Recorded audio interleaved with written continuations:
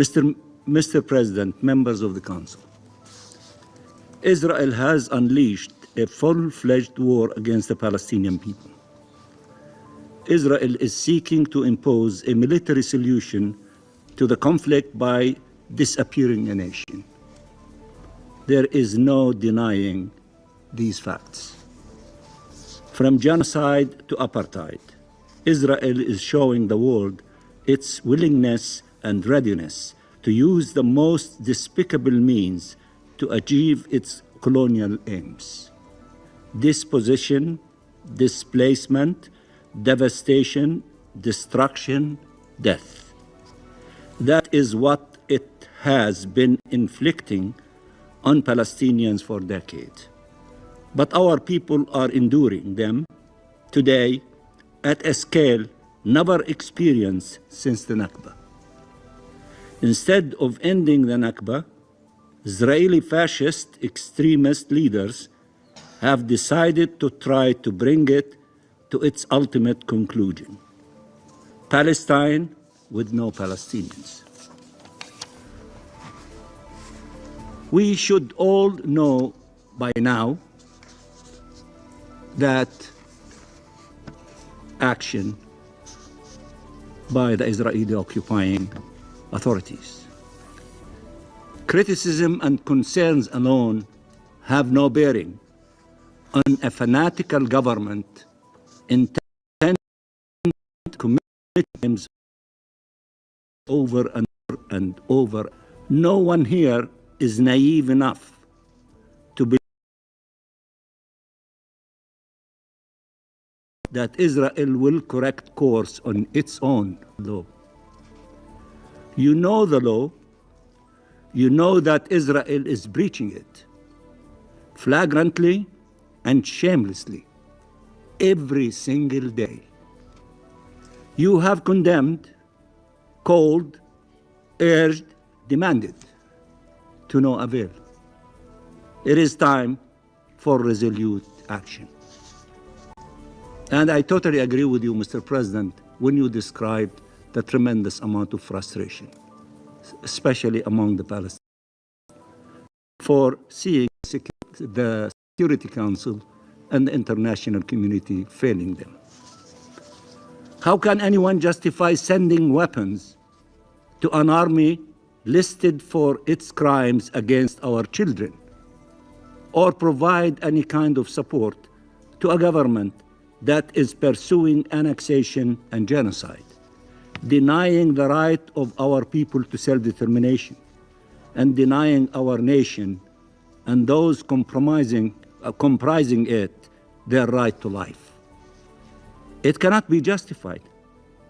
So do not. No arms, no money, no trade, no shield to help Israel commit its crimes against the Palestinian people. In other words, no complicity. You cannot give inoculation and give weapons to kill the children that you inoculate against polio.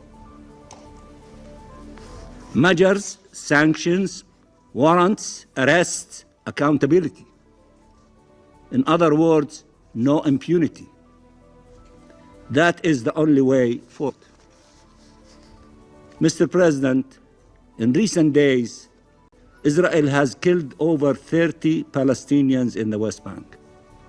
Among them, 6 children and 2 elderly people. It has destroyed refugee camps and civilian infrastructure, and besieged and attacked hospitals and carried out countless airstrikes. Jenin is a vivid example. The number of Palestinians killed in the West Bank, including East Jerusalem, since last October stands at around 700, including over 150 children, with the number of injuries at 6,000 people.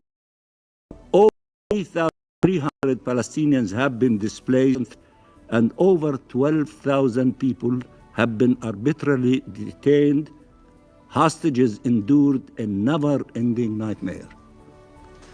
In parallel, Israel is advancing its settler colonial agenda with more and more settlers installed and more Palestinians displaced.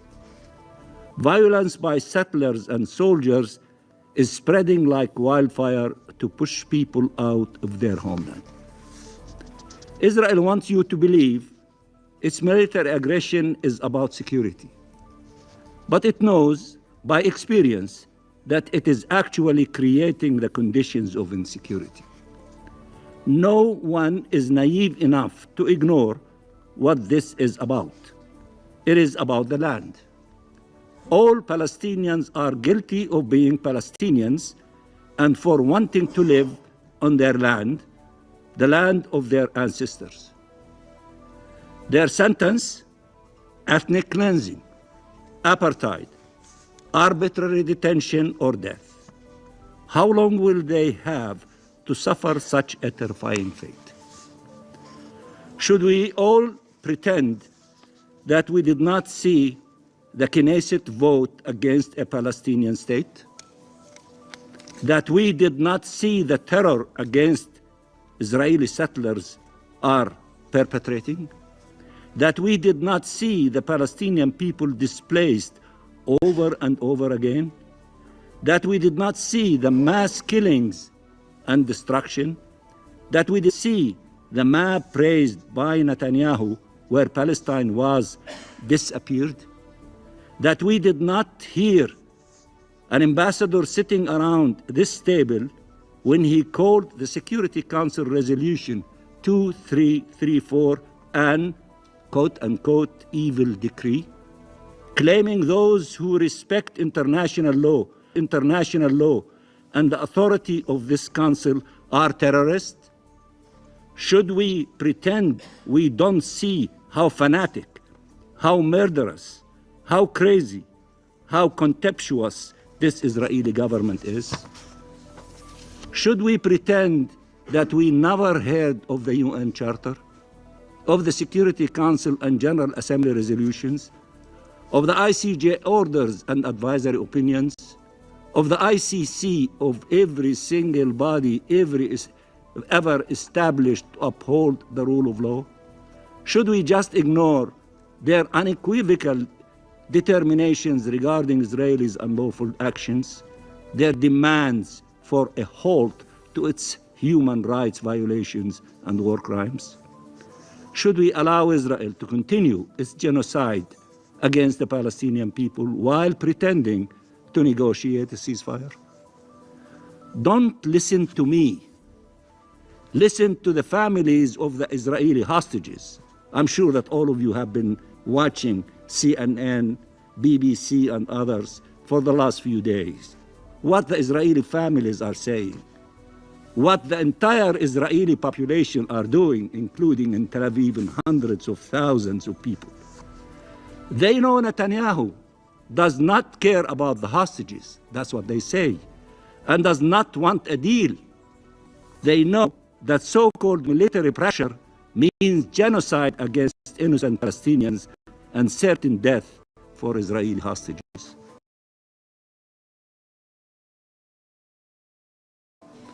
We said months ago,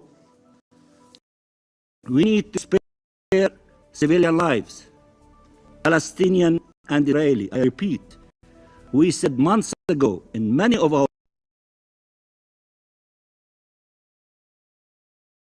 statements, we need to spare civilian lives, Palestinian and Israelis. We said months ago we wanted to see Palestinian and Israeli families reunited in life, not in death.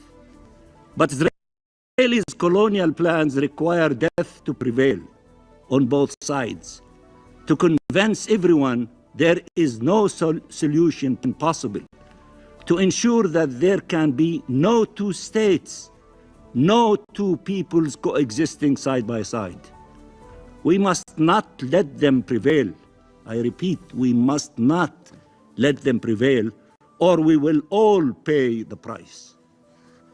Mr. President, Palestinians in Gaza have endured pain and loss that cannot be described, that cannot be comprehended given its magnitude. Our colleagues from the international humanitarian, the heroes who go and provide our people with fabulous services to stay alive in the Gaza Strip, they tell us no matter how we describe to you the horror of Gaza, it's not like seeing it with your own eyes. That's what they tell us. That's what they tell you. As Israelis carries on with its genocidal onslaught, those who have still survived face violence and death at every corner, starvation and disease hunting them down, besieged by trauma and despair, displaced from one bombed shelter to destroyed hospital,